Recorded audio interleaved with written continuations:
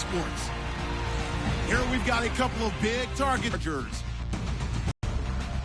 Will this be the final season of Charger football? Davis. Okay, Lee, we are a little less than 10 miles inland from the blue waters of the Pacific Ocean. The New England Patriots and the San Diego Chargers. Hi again, everybody. Alongside my... You think it's one to watch, don't you? Definitely one to watch because these guys can create such big plays by all the different things they can do. Line up out wide, in the slot, line up in a normal tight end position, and then where you're going to come mismatches all throughout the game. This is taken at the 3. And he'll get it up past the 20 to the 22-yard line. Here comes San Diego and Phillip Rivers. Rivers, who will turn 35 next month, had 326 yards in their loss against the Dolphins in Week 10. 3 touchdown passes, but 4 fourth-quarter interceptions. Uncharacteristic of Phillip Rivers because he takes care of the ball pretty well, but he does like to press it downfield. He does want those big plays. In this situation, it came back to haunt him and the Chargers. One man in the backfield is Gordon. Now a play fake here on first down. Blitz coming, and down he goes. It's the replacement for Chandler Jones, Chris Long. In there to drop him, and it'll be a loss of about 8. Well, they go play fake. The problem is nobody was fake.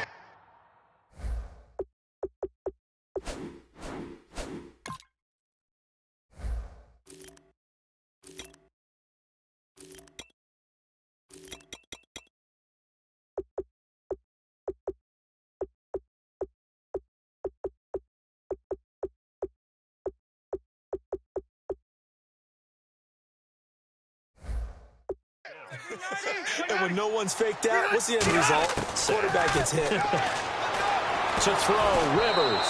A hit as he throws there, incomplete. And I don't think this is the script they had in mind for their opening drive. This is 3rd and long.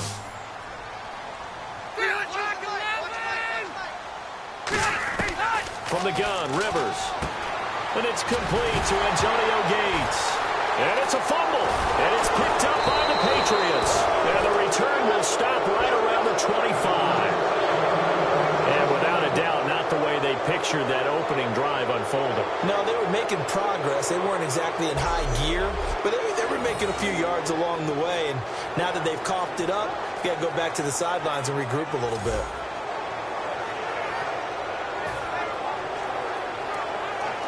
Really nice starting field position here for the offensive unit. Now after the fumble recovery, it's Brady. Quickly to Gronkowski. That's caught. And he's brought down. It's a gain of 11 yards that time, and it produces a new set of downs. And with Gronkowski, the buzz after the Seahawks game was that 4th down fade pattern. Was it the right call? Did Cam Chancellor hold? What did you see? I have a lot of people that I work with that go crazy whenever they see a fade ball. They're like, that play never works. But I don't believe that to be true. I think that it's a very effective play when run correctly. And the problem that they had on that play, Gronk was being defended by Cam Chancellor, who was also a big body safety. They're like 2 mastodons in the end zone. I was glad that there was no flag. Let them work it out themselves. Incomplete. Here's Brady. And he rifles one incomplete. Gronkowski the intended target. And it's 3rd down. So incomplete on 2nd down. Now they'll look to convert here on 3rd. Again, they'll throw with Brady. Slant route caught by Edelman. And he's brought down just outside of the 10 at the 11. And Julian Edelman fell just shy of 100 yards, 99 in Week 10. Good friend of mine who analyzes the draft always likes to use the term quicker than fast. And Julian Edelman fits that description. But I think he's become faster because of the tight ends that New England has. When you're running Martellus Bennett and Rob Gronkowski downfield and having those big targets for Tom Brady to throw to, all of a sudden, the little guy looks faster when he gets downfield, and Julian Edelman makes the most of that situation. And he'll take this across the 25, a couple extra yards, up to the 27-yard line. And now San Diego getting set to go. And last time they coughed it up, led to a field goal. They're fortunate that it only led to a field goal, but still, they're not happy about it. Could you sense the relief, though, when they only gave up the field goal and they were able to trot back out on the field and start this drive? A little more pep in their step because they didn't cost their team a touchdown. But they know they've got to do it a lot better than they did on the last possession. The coach will just be relieved, though, if they recoup with a score here, right? I think the coach would be ecstatic to see them pick themselves back up and now take it downfield and punch in the end zone without turning it over. Throwing, Rivers. Now a hit, and Rivers lost the football. Down the numbers. There he goes. And he's into the end zone. It's a fumble return and a Patriot touchdown. And give some kudos to the defensive coordinator, I think, here. They bring the blitz, they dial it up, and it turns into 6 points for them. It's so nice to hear you actually give kudos to the defense. It is so nice. You're such an offensive guy like that. I love it. He dialed things up, and boy, a big play resulted for his guys. Well, you like the credit to the defense there, right, my friend? Yeah, do I ever? So here's the kickoff now as he'll get it.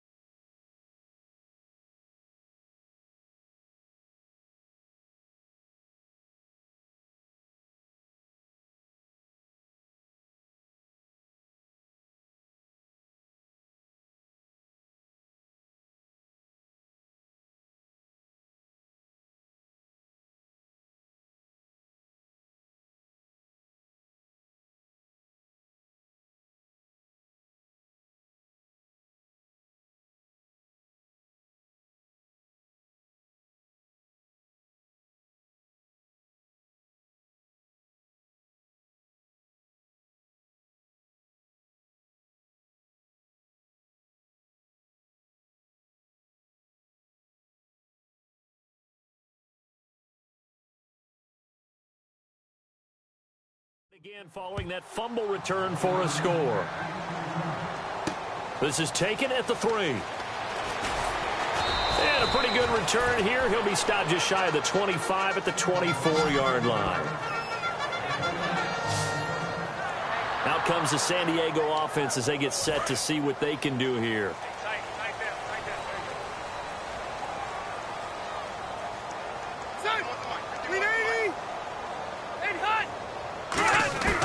First down, Rivers. Gates has it over the middle. And this one will go to the 28-yard line. 5 yards on the pickup, and it'll be second down. Watch tight end. Watch tight end. Tight end's right. Tight end's right. Hey, 4 down. 4 down. Shreds him with a stiff arm. A big play there for San Diego. 51 yards. The ultimate speedster showing that speed in front of this home crowd. They love that. Made me stand up on that run because right now all I want to do is wave to the crowd. More noise, more noise. You got to reward him for that one. A big-time monster run. They go back to Gordon here on first down. Call it no gain on the play, and it'll be second down. Well, a well-executed blitz, no doubt. Great job by the linebacker. Maybe the quarterback, if he could have seen that, could have audibled there. Yeah, he needed to be in a different play because that one just meshed perfectly for the defense. All the gaps were filled except for the one the offense really wanted to run through, and that was filled by a big man wanting to make a tackle. And he made a great tackle. Back-to-back stops make it 3rd and 10. So nothing there. I don't know that that's all in the back, though. You got to look at blocking there, don't you? I would agree with that totally. At some point, they have to win at the point of attack. Instead, it was the defense getting it done again and holding them to no gain. Finds his target. It's Gates. And he takes it in for a Charger touchdown. Antonio Gates, a 20-yard touchdown. And the Chargers are able to make this a close game again. Boy, it's nice to have that big, reliable target you can go to. Each and every time. A lot of people see that position as a fallback. Throw it to them when all else fails. Not at all. This guy can make plays, and that's exactly what he just did. Yeah, play here for a touchdown. Fielded about a yard deep. And a good return as he'll be stopped just shy of the 30-yard line.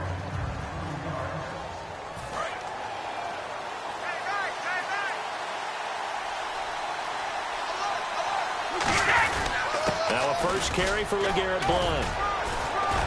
And down he goes, but he takes it up to the 40. Give him 11 yards that time and a new set of downs. 3 touchdowns in Week 10 for Blount. He now has 12 on the season, Charles, with still 7 games to play. And it really shouldn't be a surprise because when you're talking about short yardage, goal line running, LeGarrette Blount is your prototypical guy. Built solidly, runs low, runs with force, runs behind his pads, as they like to say, and truly has a nose for the end zone. Rarely is he denied. On second down, here's Brady. Goes right side, complete to Gronk. Rob Gronkowski. There he goes. And all the way in. Touchdown, New England. Rob Gronkowski, 57 yards. And the Patriots add on to their lead. And, you know, you and I praise tight ends in today's game a lot for being just like a bigger-bodied wide receiver. Boy, a play that long from that position, you just didn't used to see that as much. No, you were really just counting on the tight end position to catch the football and get what they got on the catch. And now it's the run after the catch that makes him so dangerous. Hard to bring those big guys down when they get rolling. Couldn't bring him down here. Got into the end zone. They'll bring it back to just about the 25. Call it the 24-yard line. So out come the Chargers. Last time they were out, they scored. Still trailing here, though, so some work to do. But it's okay in terms of mindset. Because they scored the last time, they're not quite as worried about being down on the scoreboard because now their confidence is a little bit higher. They feel like they've got something going, and they feel like they can attack again and put more points on the board. Are you scoreboard watching if you're the offense, or are you just focused on this drive? We wouldn't be telling the truth if we said that they didn't scoreboard watch. Everyone does it to some extent. But you've got to set it aside right now and just focus on this series. That'll take care of the scoreboard if they punch it into the end zone. Williams has 3 100-yard games this season, Charles, following 125 and a touchdown in Week 10. And think about this. We all saw this coming, didn't we? We all saw this production. He's from a Division II school, Western Oregon, and he's really come on and become one of the top receivers in the AFC West. Really feeling... There goes Melvin Gordon. And all the way in. Touchdown, San Diego. Melvin Gordon, 62 yards. And the Chargers have made this a one-score game. And on that long run, maybe the defense caught napping a little bit. The concentration level may not have been there. I agree with you on that one because those types of plays, when they result like that, they're almost like big bolts of lightning, aren't they? Whoosh, and off he goes. And Lambeau now, after the touchdown, he'll kick this one away. That's fielded in the end zone. And he won't return this one. He'll go down to a knee, and they'll start at the 25. The Patriot offense now set to come back out onto the field. And they will simply, Charles, be looking to duplicate what they did last drive when they were able to push it in for 6. And they hope it'll be that easy, right? To be able to take exactly what happened before, replicate it. They may have to make a few additional changes along the way because I'm sure the defense will make some adjustments, but they've got to have great confidence having scored the last time out.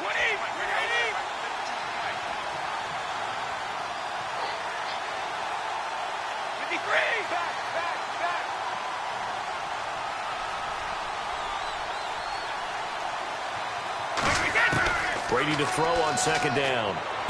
To the left side and complete for Julian Edelman. And he's brought down. A really nice pickup of 14 yards, and it moves the sticks. The former 7th-round pick, Julian Edelman, just continues to have such a productive career. And has made himself into a receiver. Remember, he was a college quarterback, and not just a productive one, a very good one. At Kent State, right? Yes, a great leader, a guy who could make plays with his feet and his arm. Got to the NFL and had to convert into being a receiver and was drafted that way. And that conversion, oh boy, it's been good. Now Brady. And a hit jarred loose. It's incomplete. LeGarrette Blount was the intended target, and it's 3rd and short.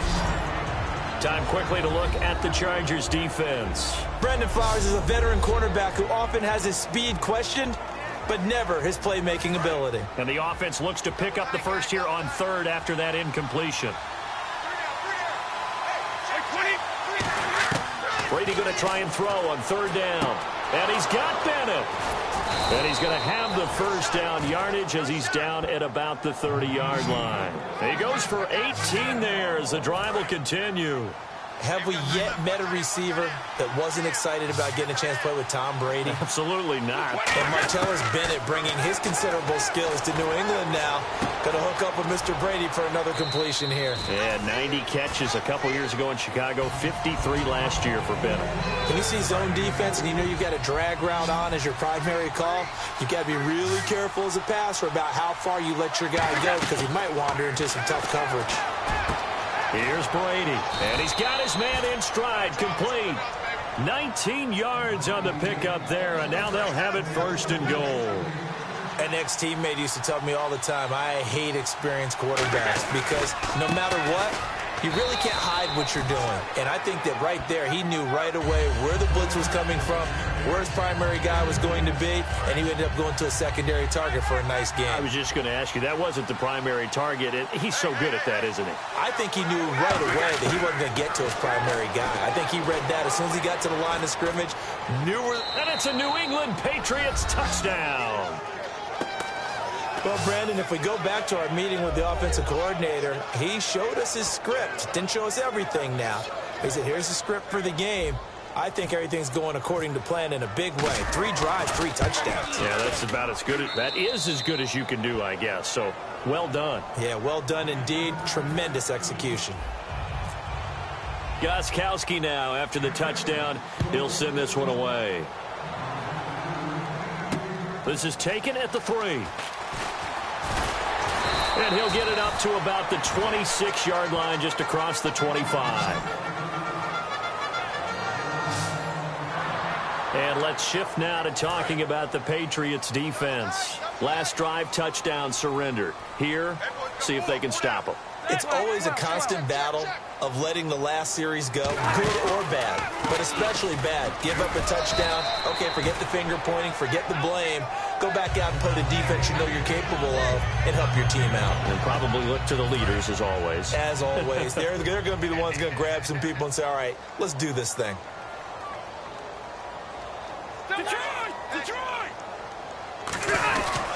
They keep it on the ground. Again, Gordon. And they'll lose a yard that time, and that's going to lead to a 3rd down.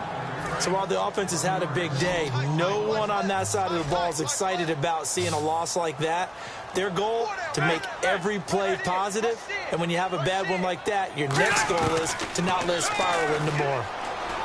He's got time in the pocket. Toward the sideline. Did he keep the feet in? Yes, he got them both down, says the side judge. And that's good enough for a first down. So after that big gain, let's see what else the offense has up its sleeve. He's such a good route runner. Shows it there on 3rd down. Very proficient and a good pass. And you know what I've observed over the years in the NFL? The better a route runner you are, the more confidence your guy's going to have in you to go to you in important times because he can trust you being in the right spot, and they connected there and picked up a first down. Oftentimes when a guy has a game like this, he's going to take his offensive line out to dinner afterwards, but after a play like that, he may tell them, instead of getting the steaks, guys, we might have to go for the hot dogs. Now a 10th carry for Melvin Gordon. And they'll stop him right on the midfield stripe. Give him 2 on that run, and they're still left looking at a 3rd and about 9 to go. Well, that's not a run that's going to make any of the highlight tapes, but they've been moving it well all game on the ground. This is another one that keeps them moving forward. Rivers now from the 50. He's able to find Inman. And he is out of bounds inside the 30. A pickup of 24 on the 3rd down conversion. Well, it appears that they read man defense and went to the out route, and what you have to do on that one is the receiver's got to make sure he works the defender towards the middle of the field to give himself space to cut to the outside and have